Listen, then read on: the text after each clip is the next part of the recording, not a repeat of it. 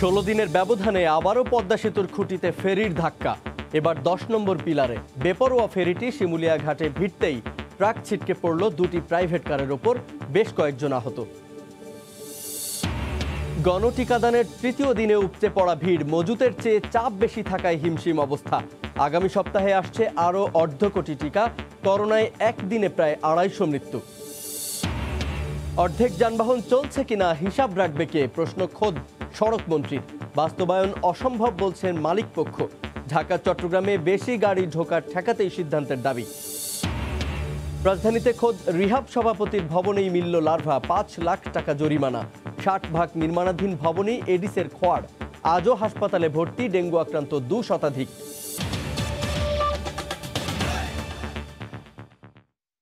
দেখছিলেন শিরোনাম, প্রবাসী সময়ে সঙ্গে আছি আমি জুবায়ের ফয়সাল। এবার পদ্মা সেতুর 10 নম্বর পিলারে ফেরির ধাক্কা লেগেছে। বাংলাবাজার ঘাট থেকে ছেড়ে আসা ফেরি বীরশ্রেষ্ঠ জাহাঙ্গীর সোমবার সন্ধ্যা 6:45টার দিকে দুর্ঘটনার কবলে পড়ে। ফেরিটির পেছন দিক ফেটে যাওয়ায় দ্রুত শিমুলিয়ার 2 নম্বর ঘাটে নোঙর করে। এ সময় ট্রাক ছিটকে পড়ে দুটি প্রাইভেট কারের ওপর পড়লে বেশ কয়েকজন আহত হন। রোরো ফেরির বীরশ্রেষ্ঠ জাহাঙ্গীর সোমবার সন্ধ্যা 6:45টায় পদ্মা সেতুর 10 নম্বর খুঁটিতে প্রচণ্ড ধাক্কা দেয়। এই ধাক্কায় খুঁটির পাইল ক্যাপের কংক্রিট উঠে যায়, ক্ষতিগ্রস্ত হয় ফেরি ও যানবাহন। নিয়ন্ত্রণ না রাখতে পেরে ফেরিতে থাকা যানবাহনের এক সারি আরেক সারিকে ধাক্কা দেয়। এ সময় অনেকেই পড়ে যান। একটি পণ্য ভর্তি ট্রাক ছিটকে পড়ে চাপা দেয় 2টি প্রাইভেট কারকে। 27টি যান ভর্তি রোরো ফেরিটির মাঝামাঝি বাম পাশে তলা ফেটে হু হু করে পানি ঢুকতে থাকে। ছড়িয়ে পড়ে আতঙ্ক। ফেরিটা মনে করেন যে একটা ভয়াবহ এমন একটা বাড়ি খাইছে, ঠিক আছে, মানে আল্লাহ রহমত করছে আমাগো যে এই একটা ফেরির মধ্যে যে ওই জায়গায় ডুবা যায় নাই। তাকে একজন বলতেছে কি যে লাগলো আমি যে কি লাগলো দেখি আমার গাড়ির উপরে ডিরেক্টর উপরে পড়ছে, হুড়মুড়ে পড়ছে আর আমি বলতে পারি না, আমার জীবনই আমি বাঁচাতে পারি না। দ্রুত ফেরিটি শিমুলিয়া ঘাটে নোঙর করে। নোঙরের সময়ও ঘাটে প্রচণ্ড ধাক্কা দেয়। এইসব ঘটনায় অন্তত 5 জন আহত হন। তলব করা হয় ফায়ার সার্ভিস। বিশেষ ব্যবস্থায় পাম্প লাগিয়ে পানি অপসারণ এবং একই সঙ্গে ফেটে যাওয়া তলা মেরামত করা হয়। দুর্ঘটনা কবলিত যান সরিয়ে নিতে আনা হয় রেকার। যদি ডুবে যাইতো তাহলে বড় ধরনের অনাকাঙ্ক্ষিত ঘটনা ঘটতে পারে। তো এ ব্যাপারে আমাদের ভবিষ্যতে আরও সতর্ক হওয়া উচিত। শ্রীনগর থেকে আমি আমার 2টা টিম নিয়ে ঘটনাস্থলে চলে আসি। আসার পরে দেখি যে আসলে আগুন তো লাগে নাই, পিছনের সাইডে বাড়ি লাগার পরে তলাটা ফেটে গেছে। তখন ওইখানে পানি উঠতেছিল, তখন আমরা আসছি, আইসা ওই পানিটা সেচার ব্যবস্থা করছি। পদ্মা সেতু কর্তৃপক্ষ জানায় খুঁটির পাইল ক্যাপের কিছু কংক্রিট উঠে গেছে, তবে সেতুর তেমন ক্ষতি হয়নি। ফেরিতে থাকা একটি ট্রাক মাল ভর্তি, সেটা একটা কাত হয়ে পাশে থাকা 2টি প্রাইভেট কারের উপরে পড়ে যায় এবং সেই কার 2টি ধুয়ে মুছে যায়। ফেরির বাম পাশের মাঝামাঝি অংশে সেখানে কিছুটা ক্ষতি সাধিত হয়। এটা কোনো সমস্যা না। আগে যেটা বলছে আমাদের বক্তব্য, ধাক্কায় আমাদের ব্রিজের কোনো ক্ষতি হবে না, মাইনর ইনজুর হবে, একটা চলতা উঠছে। এটার জন্য আমরা ওরিড নাই ব্রিজের জন্য, এটার জন্য না হওয়াটাই ভালো। ফেরিতে ছোট আকারের 16টি যান ও 11টি ট্রাক এবং যাত্রী ছিলেন। শিমুলিয়া বাংলাবাজার নৌ রুটে 10টি ফেরি সচল রয়েছে। নাসিরউদ্দিন উজ্জ্বল, সময় সংবাদ, মুন্সিগঞ্জ। 16 দিনের ব্যবধানে আবারও পদ্মা সেতুর খুঁটিতে ফেরির ধাক্কা। এ নিয়ে জুলাই ও আগস্ট 2 মাসেই 4 বার পদ্মা সেতুর ফেরি দুর্ঘটনার শিকার হলো। গেল মাসের সবশেষ ঘটনার পরে তদন্ত কমিটি পদ্মা সেতু রক্ষায় 3টি সুপারিশ তুলে ধরে। এগিয়ে চলেছে পদ্মা সেতু নির্মাণ কাজ। নানা চড়াই উতরাইয়ের পর স্বপ্ন এখন বাস্তবের কাছে। এমন অবস্থায় পদ্মা সেতুর খুঁটির সঙ্গে ফেরির ধাক্কা সামনে এসেছে ফেরি চলাচলের রুট পরিবর্তনের ইস্যুটি। 2রা জুলাই পদ্মা সেতুর পিয়ারে ফেরি ধাক্কা লাগে। এর রেশ কাটতে না কাটতেই আবারও 16 জুলাই একই ঘটনা ঘটে। একই মাসের 23 তারিখে 17 নম্বর খুঁটিতে আবারও প্রচণ্ডভাবে ধাক্কা দেয় শাহজালাল নামের ফেরিটি। আহত হন 20 জন, 33টি যান ক্ষতিগ্রস্ত হয়। ফেরিতে ফাটল নিয়ে এ যাত্রায় কোনো মতে রক্ষা পায় যাত্রীরা।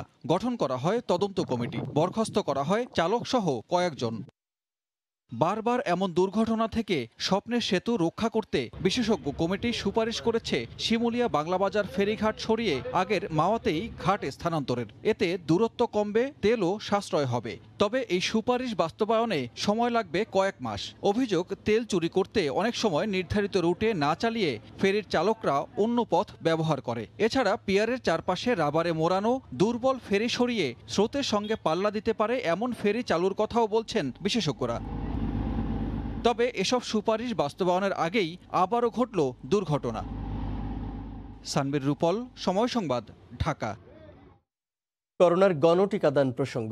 গণটিকাদানের তৃতীয় দিনেও কেন্দ্রে কেন্দ্রে ছিল প্রত্যাশীদের উপচে পড়া ভিড়। মানুষের চাপ সামাল দিতে হিমশিম খেতে হয় সংশ্লিষ্টদের। কিছু কেন্দ্রে দীর্ঘ অপেক্ষার পরও কাঙ্ক্ষিত টিকা পাননি অনেকে। এদিকে স্বাস্থ্যমন্ত্রী জানালেন 15ই আগস্টের মধ্যে দেশে আসবে আরও 1.5 কোটি টিকা। তৃতীয় দিনের গণটিকাদান ক্যাম্পেইন কর্মসূচিতেও মানুষের স্বতঃস্ফূর্ত উপস্থিতি। আগের 2 দিনের মতো এদিনও ছিল ক্যাম্পেইনের টার্গেট জনগোষ্ঠী, পিছিয়ে পড়া মানুষের ব্যাপক সাড়া। উপচে পড়া ভিড়ে আগ্রহ ভরে দীর্ঘ সারিতে অপেক্ষা। নিবন্ধনের জটিলতা নয়, কেবল জাতীয় পরিচয়পত্রের মাধ্যমে টিকা পাওয়ায় সন্তোষ প্রকাশ টিকাগ্রহীতাদের। বলার অপেক্ষা রাখে না যে অবশ্যই ভালো অনুভূতি হচ্ছে যে ভ্যাকসিনটা এত সহজে খুব তাড়াতাড়ি পেয়ে গেছি। ভালোই লাগছে। ভ্যাকসিনের লেগে আইছি ভোর 5টায় ফজরের নামাজ পড়ে এনেছি, সিরিয়ালে দাঁড়াইছি, এই যে মাত্র পাইলাম। সবার কাছে শুনে আসছি যে রেজিস্ট্রেশন করা লাগে নাই, আয়া সুন্দর করে সিরিয়ালে দাঁড়ায় ভ্যাকসিনটা নিয়ে গেলাম। তবে চাহিদার তুলনায় টিকার কম মজুদে তৈরি হয়েছে অব্যবস্থাপনা। অনেক কেন্দ্রে ভোর থেকেই অপেক্ষায় থাকেন শত শত মানুষ। তারপরও অনেককে ফিরে যেতে হয় হতাশা নিয়ে। কোনো কোনো কেন্দ্রে কার্যক্রম শুরুর ঘণ্টা দেড়েকের মধ্যেই ফুরিয়ে যায় নির্ধারিত টিকা। সেই ভোরে আসছি, লাইন ধরছি, তো টোকেন দিছে, এখন শেষ মেশ আইসা দেখি যে টিকা নাই। গতকালকে আসলাম, আইসা হয় নাই, আবার আজকে আসছি, ভোর 5টা বাজে আসছি, কারণ আবার বলতেছে আগামীকালকে আসতে। মানুষের যে আগ্রহ টিকার জন্য, তাতে আরো বাড়ালি ভরা সবচেয়ে থেকে এটা ভালো হয়। আরো সপ্তাহব্যাপী ক্যাম্পেইনে 32 লাখ টিকা দেওয়ার লক্ষ্যমাত্রা থাকলেও শুরুর 2 দিনেই প্রথম ডোজ নিয়েছেন 37 লাখের বেশি মানুষ। ক্রমবর্ধমান চাহিদার বিপরীতে বড় চ্যালেঞ্জ এখন মজুদ বাড়ানো। স্বাস্থ্যমন্ত্রী জানালেন, চলতি মাসে মিলবে আরও 1 কোটি টিকা, যার মধ্যে 54 লাখে আসছে সপ্তাহখানেকের মধ্যে। 15 তারিখের মধ্যে কোভ্যাক্স থেকে আরও 34 লক্ষ ভ্যাকসিন পৌঁছাবে এবং চায়না থেকে আমাদের ক্রয়কৃত 10 লক্ষ ভ্যাকসিন পৌঁছাবে এবং আরও 10 লক্ষ ওনারা উপহার হিসেবে দেবে। এছাড়া আগামী মাসের প্রথম সপ্তাহেই আসছে ফাইজারের 60 লাখ ডোজ, আর চীনের সঙ্গে হতে যাচ্ছে আরও 6 কোটি টিকা কেনার চুক্তি। ফারুক ভিয়া, রবিন, সময় সংবাদ, ঢাকা। গণটিকা ক্যাম্পেইন নয়, অন্তঃসত্ত্বা ও প্রসূতি মায়েদের নিবন্ধনের মাধ্যমে টিকা নিতে হবে হাসপাতাল কেন্দ্রিক টিকা কেন্দ্র থেকে। বিশেষজ্ঞরা বলছেন, ঝুঁকিতে থাকা এই নারীদের জন্য থাকতে হবে আলাদা বসার ব্যবস্থা। ভিড় এড়ানো সহ দ্রুত সময়ের মধ্যে টিকা দেয়া নিশ্চিত করার তাগিদ দেন তারা। কোভিড সংক্রমণের ঊর্ধ্বগতিতে বাড়ছে অন্তঃসত্ত্বা নারীদের ঝুঁকিও। সুরক্ষা নিশ্চিতে গত কয়েকদিন ধরে নীতি নির্ধারকদের আলোচনায় ছিল এই নারীদের টিকার আওতায় আনা। অবশেষে বিভিন্ন দেশের তথ্য উপাত্ত, গবেষণা পর্যালোচনা আর জাতীয় টিকা পরামর্শ কমিটির সুপারিশের পর রোববার আনুষ্ঠানিকভাবে স্বাস্থ্য অধিদপ্তর জানায়, এখন থেকে অন্তঃসত্ত্বা ও প্রসূতি নারীরও নিতে পারবেন টিকা। তবে হাসপাতালে টিকা কেন্দ্রে লম্বা লাইনে দাঁড়িয়ে টিকা নিবেন নাকি আলাদা ব্যবস্থা থাকবে, এই বিষয় এখনও পরিষ্কার নয়। বিশেষজ্ঞরা বলছেন, অন্তঃসত্ত্বা ও প্রসূতি নারীদের জন্য আলাদা বসার ব্যবস্থা, ভিড় এড়ানো সহ দ্রুত সময়ের মধ্যে টিকা দেওয়া নিশ্চিত করা জরুরি। আমরা যদি তাদেরকে খবর দিই কে কবে এই টিকাটা নিয়ে আসবে, ইভেন আমরা যদি ইপিআই টিকার সাথেও এই টিকাটাকে যুক্ত করি গর্ভবতী মহিলা এবং দুগ্ধ দানকারী নারীদের জন্য, তাহলে তাদের জন্য এটা বরঞ্চ বেশি সুবিধা হবে। তারা বাচ্চাদের যেদিন টিকা নিতে যাবে সেই দিন এই টিকাটাও নিয়ে নেবে। স্বাস্থ্য অধিদপ্তর জানিয়েছে, গণটিকা ক্যাম্পেইন কর্মসূচির আওতায় আসবেন না অন্তঃসত্ত্বা ও প্রসূতি নারীরা। নিবন্ধনের মাধ্যমে তাদের টিকা নিতে হবে হাসপাতাল কেন্দ্রিক টিকা কেন্দ্র থেকে। এছাড়া টিকা নেয়ার দিন অসুস্থ, দীর্ঘমেয়াদী রোগ সহ বেশ কিছু ক্ষেত্রে টিকা নিতে পারবেন না অন্তঃসত্ত্বা নারীরা। টিকা দেওয়ার সাধারণ নিয়ম যেটা, যে এনআইডি দিয়ে নিবন্ধন করতে হবে, নিবন্ধন করার পরে কেন্দ্রে আপনি যাবেন, সেখানে ডাক্তারের সাথে কথা বলে পরামর্শ নিয়ে কনসেন্ট ফর্মে স্বাক্ষর করে গর্ভবতী মা টিকা নিতে পারবেন। দুগ্ধদানকারী মাদের জন্য কোনো কনসেন্ট ফর্মও লাগবে না, কোনো অনুমোদনও লাগবে না।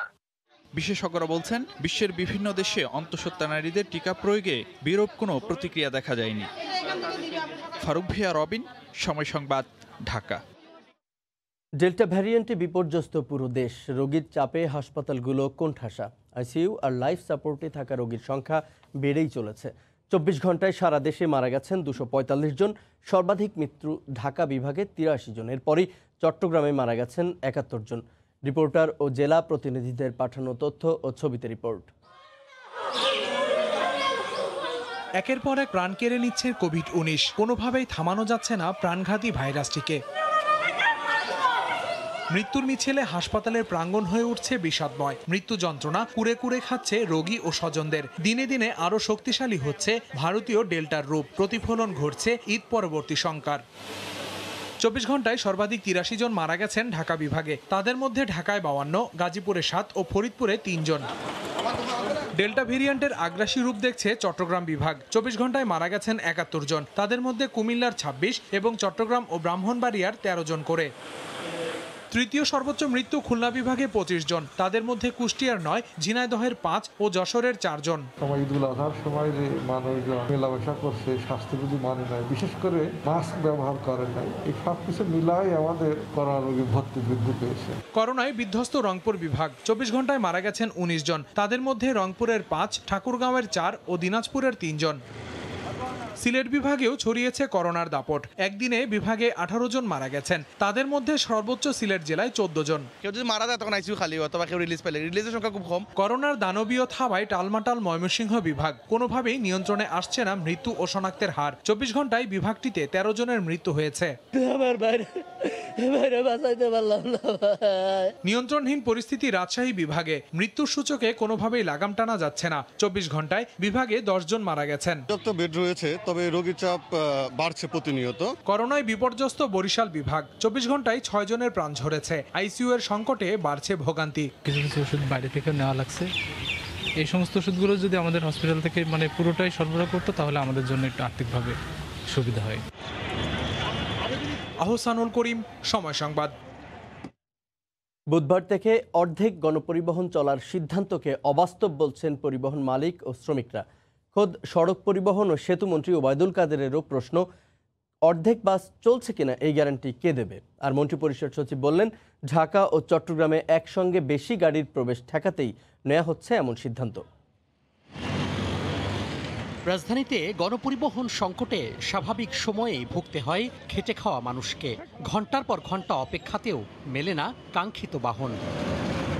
রোববার কঠোর বিধিনিষেধ শিথিলের প্রজ্ঞাপনে বলা হয়, বাসে শতভাগ আসনে যাত্রী বসলেও মোট সংখ্যার অর্ধেক চলবে রুটগুলিতে। পরিবহন সংশ্লিষ্টরা বলছেন, এক সিট ফাঁকা রেখেও যাত্রী ভিড় সামলানো যায়নি।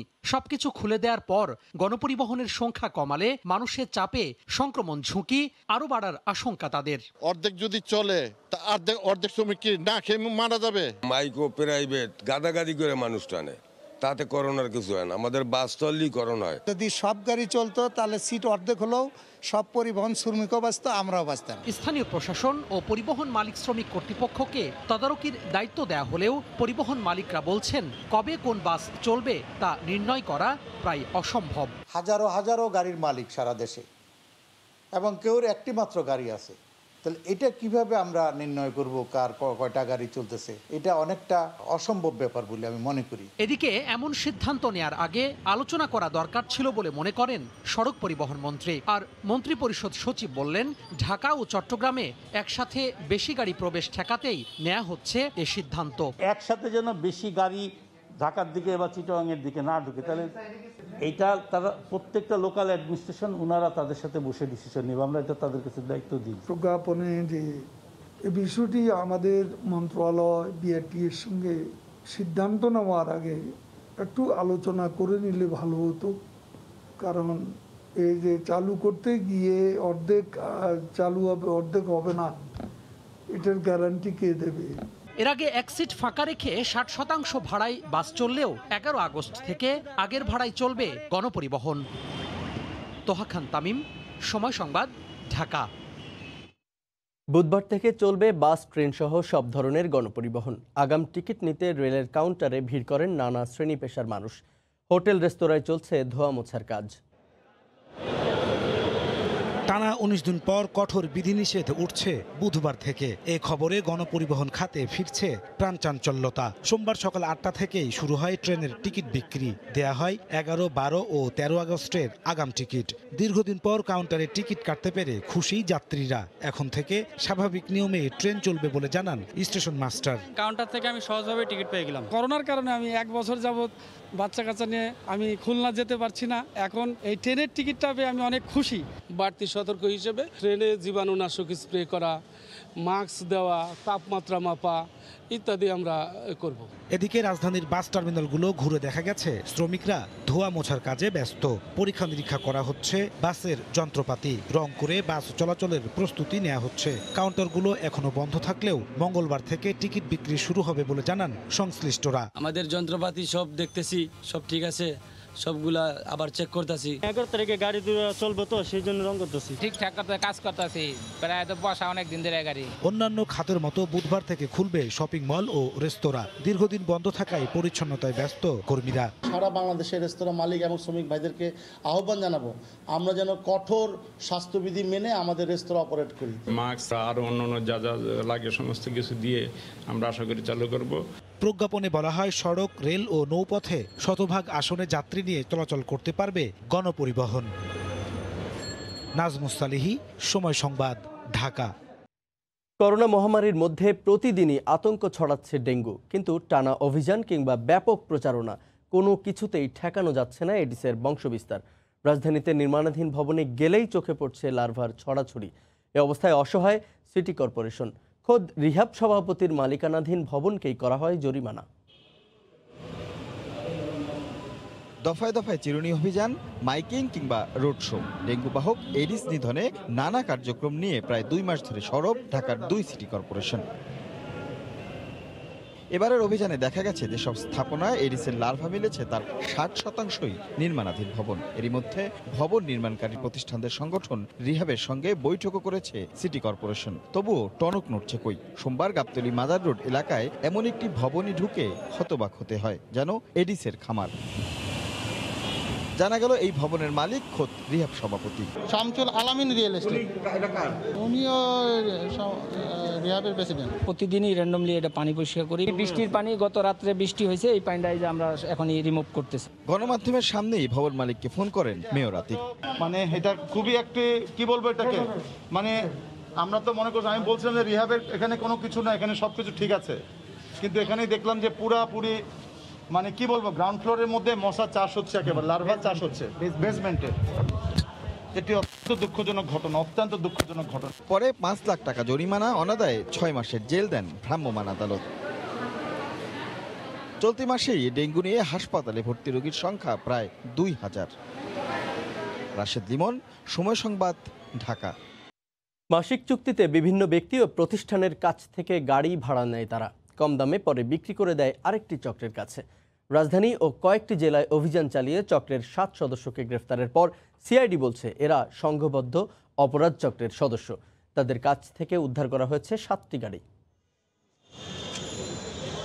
সাজানো এই গাড়িগুলো সব চোরাই। ছোটন নামের এক প্রতারক গার্মেন্টস ব্যবসায়ী পরিচয়ে গাড়িগুলো ভাড়া নিয়েছিল বিভিন্ন ব্যক্তি ও প্রতিষ্ঠানের কাছে। মাস দুয়েক ভাড়া পরিশোধের পর ছোটন এসব গাড়ি বিক্রি করে দেন কম দামে।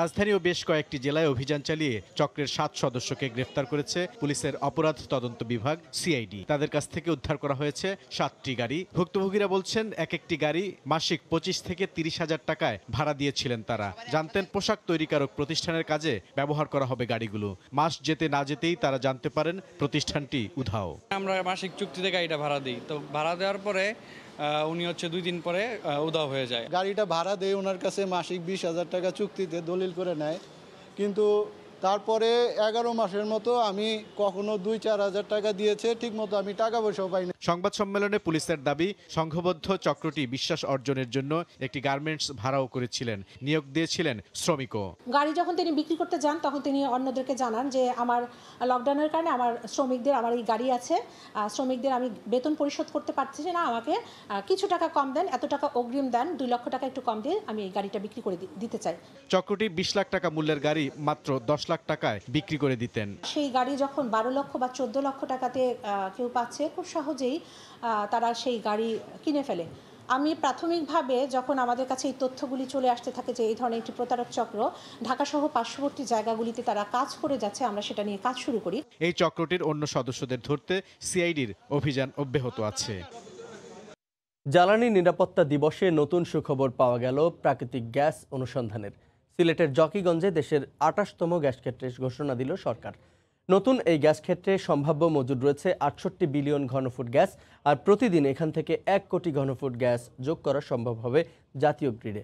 সোমবার দুপুরে সচিবালয়ে গ্যাস প্রাপ্তির এই তথ্য নিশ্চিত করেছেন বিদ্যুৎ ও জ্বালানি প্রতিমন্ত্রী। বিস্তারিত জানাচ্ছেন দেবাশিস রায়।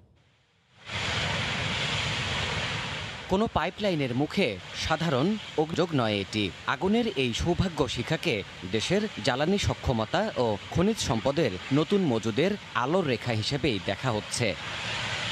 সিলেটের জকিগঞ্জ উপজেলার আনন্দপুর গ্রাম, এই গ্রাম থেকেই এলো সুখবরটিও। এই অনুসন্ধান কূপ থেকে ড্রিল স্টিম টেস্ট বা ডিএসটির মাধ্যমে নিশ্চিত হওয়া গেছে এই মাটির নিচে মজুদ রয়েছে বড় আকারের প্রাকৃতিক গ্যাসের আধার।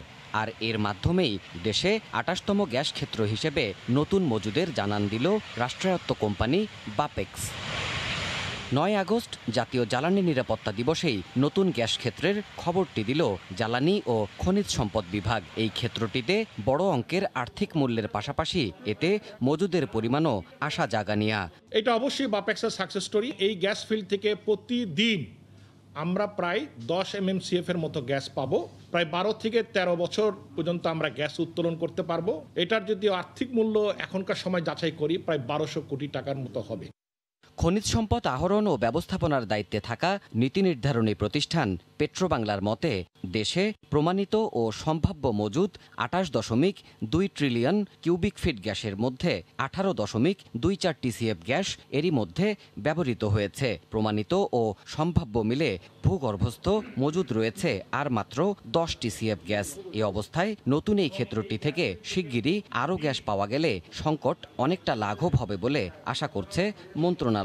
আরও ৩টি জায়গাতে কাজ চলছে এই জাকিগঞ্জে। আমরা আশা করছি যে সেখানেও হয়তো সম্ভাবনা দেখা দিতে পারবে। আমরা এখানে পাইপলাইন নির্মাণ হবে। পাইপলাইন নির্মাণ হওয়ার সব কিছু মিলে হয়তো আরও ১.৫ থেকে ২ বছর সময় লাগবে। মূলত কোভিড সংক্রমণের মধ্যেই ১ মার্চ থেকে ৭ মে পর্যন্ত জকিগঞ্জে অনুসন্ধান কূপ খননের কাজ করে বাপেক্সের খনন বিশেষজ্ঞ দল। গেল ১৫ই জুন কূপে প্রথম গ্যাসের উপস্থিতি পায় প্রকৌশলীরা। দেবাশিস রায়, সময় সংবাদ, ঢাকা। প্রাণ ফিরেছে বুড়িগঙ্গায়। দুর্গন্ধ আর কালো জলের পরিবর্তে এখন টলটলে স্নিগ্ধতা নদীটির বুকে। একদিকে কঠোর বিধিনিষেধে নৌযান ও শিল্প কারখানার দূষণ বন্ধ, অন্যদিকে বর্ষায় জলের প্রবাহ পাল্টে দিয়েছে চিরচেনা চেহারা। গবেষণা বলছে পানিতে বেড়েছে দ্রবীভূত অক্সিজেন আর কমেছে লবণাক্ততা। এহসান জুয়েলের রিপোর্ট, ছবি তুলেছেন সাইফুল ইসলাম। এ নদীর সাথে আমির আলীর পরিচয় ৪২ বছর। ছলাৎ ছলাৎ শব্দে দাঁড় বেয়ে যাওয়া ছোট্ট নৌকা, আর এ নদী যোগান দেয় জীবন জীবিকার। ঋতু গড়ালেই নদীর চেহারা পাল্টায়, কখনো জলে টইটুম্বুর, কখনো শুকনো নদী, বুক পোড়ায় তার। তবে এবারের বর্ষাটা যেন চেনা গল্পের পরিধি ভেঙে কিছুটা নতুন। লঞ্চ সার্ভিস নাই, চলাচল নাই, এখন নদী শান্ত, তাই পানিটা একটু ভালো। ময়লাটা তো নিচে পড়ে রয়েছে। আমাদের নদীগুলো মায়ের মতন, একটু যত্ন নিলেই ফুল ফসলে তার দুপাশকে ভরিয়ে তোলে। তবু বছরের বেশিরভাগ সময় এই নদী থাকে দখল আর দূষণের কবলে। এই সময়টায় বর্ষা আর লকডাউন দুটো মিলে কিছুটা যেন স্বস্তি ফিরেছে বুড়িগঙ্গার বুকে। বুড়িগঙ্গায় এখন প্রাণের সঞ্চার। যতদূর চোখ যায় পরিষ্কার জলরাশি। কঠোর বিধিনিষেধে দূষণ কম হওয়ায় নদীর পানিতে বেড়েছে দ্রবীভূত অক্সিজেনের পরিমাণ। ২০১৯ সালে যখন এ মাত্রা ছিল প্রতি লিটারে ১.৭ মিলিগ্রাম, চলতি মাসে সেটা আদর্শ মান ৫ মিলিগ্রামের কাছাকাছি। ফলে এ নদী জীবিকায়ও দিয়েছে নতুন আশা।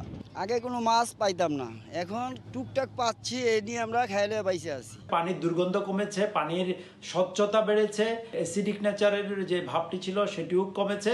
শান্ত জলে উদ্দাম কৈশোর ফিরেছে আবার বুড়িগঙ্গায়। দিনভর শিশুদের পানিতে ঝাপাঝাপি মনে করিয়ে দেয় ফেলে আসা অতীত। এ যেন নদীর সাথে দুরন্তপনা। আগে পানি ছিল অনেক কালা কালা, হবে পানি এত সুন্দর যে গোসল করতে অনেক মজা লাগে। সবাই গোসল করতে আসে অনেক দূরেতে। এখন খুব সুন্দর লাগছে, গোসল করতে পারি, হাত মুখ ধুইতে পারি, এলাকায় এসে একটু বসতে পারি, হাওয়া বাতাস খেতে পারি। তবে নৌযান ও শিল্প কারখানা পুরোদমে চালু হলে নদী আবার আগের রূপে ফেরার আশঙ্কা রয়েছে। তখন হয়তো আবারও ঢাকার কষ্টের নাম হবে বুড়িগঙ্গা।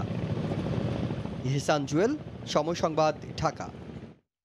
নারায়ণগঞ্জে ভাষা সৈনিক ও মুক্তিযোদ্ধা সহ অর্ধশতাধিক কবর ভরাট করার অভিযোগ উঠেছে।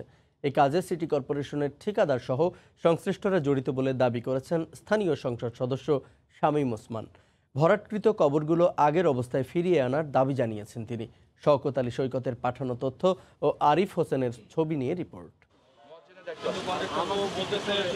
বাবা মা ও বড় ভাই সহ স্বজনদের কবর জিয়ারত করতে সোমবার দুপুরে নারায়ণগঞ্জ নগরীর মাসদাইর এলাকায় কেন্দ্রীয় সিটি কবরস্থানে যান সংসদ সদস্য শামীম ওসমান। এ সময় তিনি দেখতে পান কবরস্থানের পশ্চিম দিকে বেশ কিছু জায়গায় প্রায় 3 ফুট মাটি ফেলে ভরাট করা হয়েছে। এতে কবরগুলো সমতল হয়ে মিশে গেছে। বাবা মার কবরের এমন অবস্থা দেখে নিজের আবেগ ধরে রাখতে পারেননি শামীম ওসমান।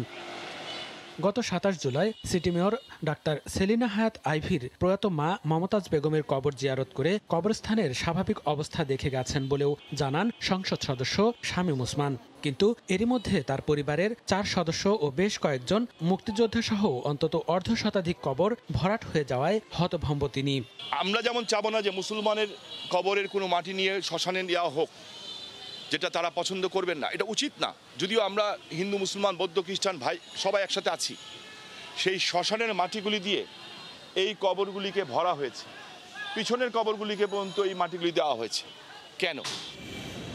বেশ কয়েকজন মুক্তিযোদ্ধার কবরের সাইনবোর্ডও ভেঙে ফেলার দাবি করেন শামীম ওসমান। মুক্তিযোদ্ধাদের অবমাননা সহ ধর্মীয় অনুভূতিতে চরম আঘাত হানার অভিযোগ করেন। একই সঙ্গে কবরগুলো দ্রুত আগের অবস্থায় ফিরিয়ে আনতে সংশ্লিষ্টদের নির্দেশ দেন। কে মানবে যে আমার বাবা মার কবর উপরে শ্মশানের মাটি আসবে?